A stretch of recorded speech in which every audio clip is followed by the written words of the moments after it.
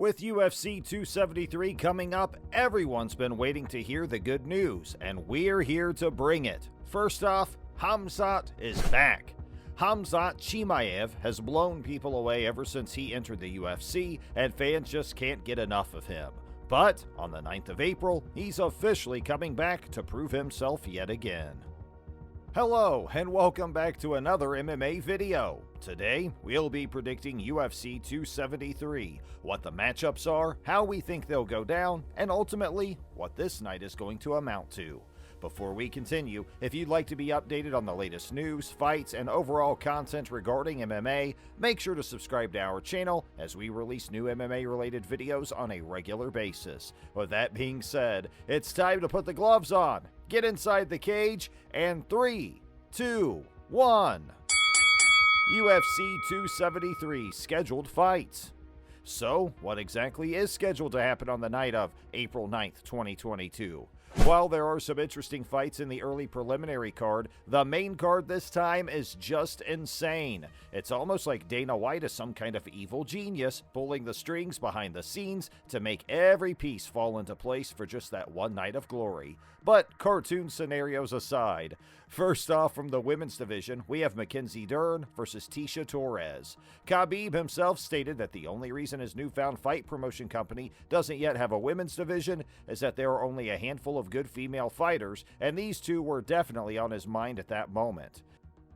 Also, in the heavyweight division, we have Ilir Latifi versus none other than Alexei Oleinik. People have been waiting to see Oleinik fight for a while now with the things going on in Ukraine, and he's truly a veteran, having 76 total professional fights. Not many fighters can last in the game that long. Another interesting fight scheduled for the night is Kelvin Gastelum versus Dricus du Plessis. Kelvin was about to fight Nassourdine Imavov, but the matchup was changed for unknown reasons. But then, we're getting into the big fights. We have Khamzat Chimaev going up against his first real big challenge in the UFC, Gilbert Burns. Khamzat has been going over his opponents like a tank, but Gilbert is the first elite fighter he's actually facing in the UFC, so many can't wait to see where this goes. After this, we have a title defense in the bantamweight division, a champion versus a former champion, Aljamain Sterling versus Peter Yan. These two will be duking it out for the second time with the title on the line, so it'll definitely be quite the match.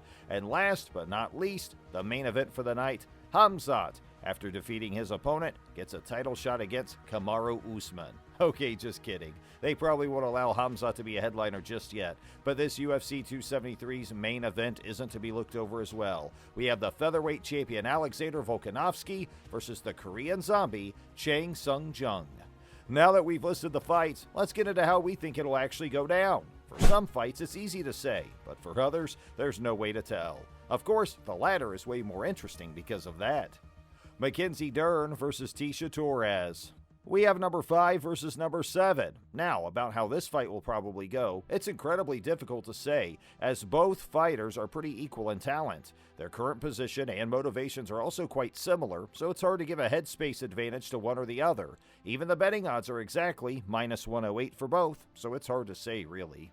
Ilir Latifi versus Alexei Oleinik. Now, this fight's a bit easier to talk about. Without any disrespect to Ilir Latifi, Alexei Oleinik is a literal veteran in the sport. He's one of the most insane grapplers in the business and has 76 fights, of which 59 are wins, 16 are losses, and 1 is a draw. Latifi, on the other hand, has 18 wins and 6 losses, which by itself isn't that bad of a record, but many believe that he doesn't really have much of a chance against Oleinik. However, not everyone believes this is the case. Oleinik, while being a great fighter, is at a point in his career where he's easily gassed, and in a fight against Latifi, this can get out of hand as he's the better striker to begin with. If the fight's taken to the ground, Oleinik is more of a shot, but that's if he manages to take his opponent to the ground, which isn't very likely unless Latifi's prepared for it. All in all, we have one superior in striking and one superior in grappling, with Oleinik being easily gassed, so while most people would bet on him, Latifi takes this, in our humble opinion.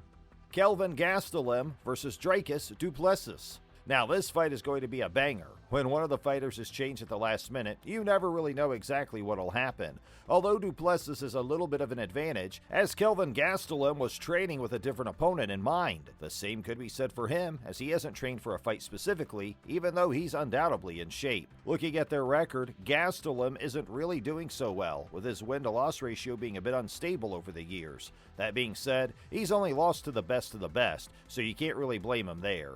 Du Plessis, on the other hand, has a record of 16 wins and 2 losses, but arguably, even more importantly, he has a 3-inch height advantage. Being that Gastelum is the more experienced fighter, the bets usually go for him, but I'm willing to say that Dracus will take this. His reach is bigger, his wrestling is better, he's in better shape, and he seems more motivated.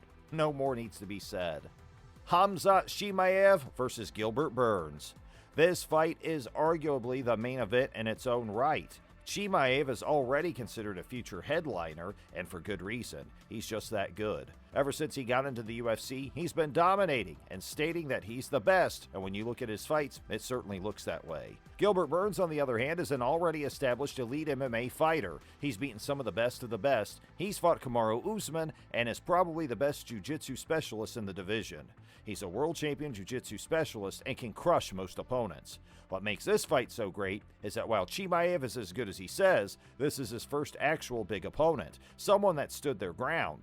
While Khamzat surely is the more aggressive fighter, Burns is definitely the more well-rounded fighter, and he can keep his cool with aggressive fighters like Khamzat. While Chimaev is a great wrestler, Burns definitely has the advantage there, so Khamzat will have to stick to striking if he's to overcome this next obstacle. While that would be the best way to go about it, not to mention he's taller, Khamzat isn't the guy to think strategically, and he's more likely to just jump in with whatever he's got. This is probably the best test for this upcoming star, so we'll see where it goes. Petr Yan versus Aljamain Sterling. Now we're getting to the title defenders, and boy oh boy is this a saucy one. This fight has been built up so much since the last one ended so poorly. For those of you that aren't familiar, Petr Yan is the previous bantamweight champion and fought Aljamain Sterling for the title. Now throughout the fight, Yan had more hits, it looked like he was winning, and everything looked great for him until he used an illegal knee to the head while Aljamain was down, and that got him disqualified.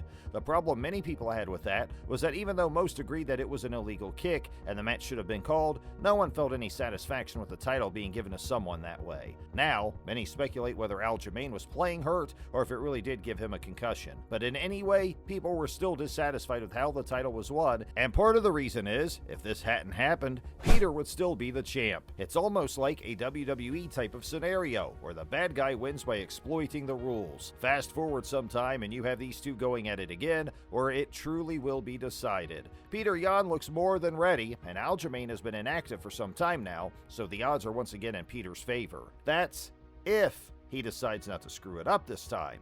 Guess we'll see. Truly one of the most awaited matchups, as it's probably the only possible revelation for what happened last time.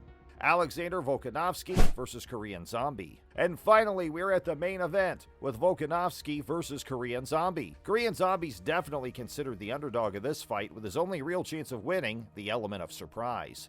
He's known for his unusual wins in the knack of the moment, hence the name Zombie, coming back from the grave. This match is the headline for a reason though, as even though most people believe that Volkanovski will retain the featherweight title, the Zombie is sure to put up quite the fight himself, and it will definitely turn out an interesting fight to watch. That being said, Volkanovski is just dominating the featherweight division, and his skill is currently untouched by anyone else in it. But still, even though the odds are in his favor, anything can happen, especially when fighting Chan Sung Jung. Also, Chan Sung Jung literally sounds like Shang Tsung from Mortal Kombat, who also used to revive himself and other people. Not that it has anything to do with the fight, but it's just cool to notice.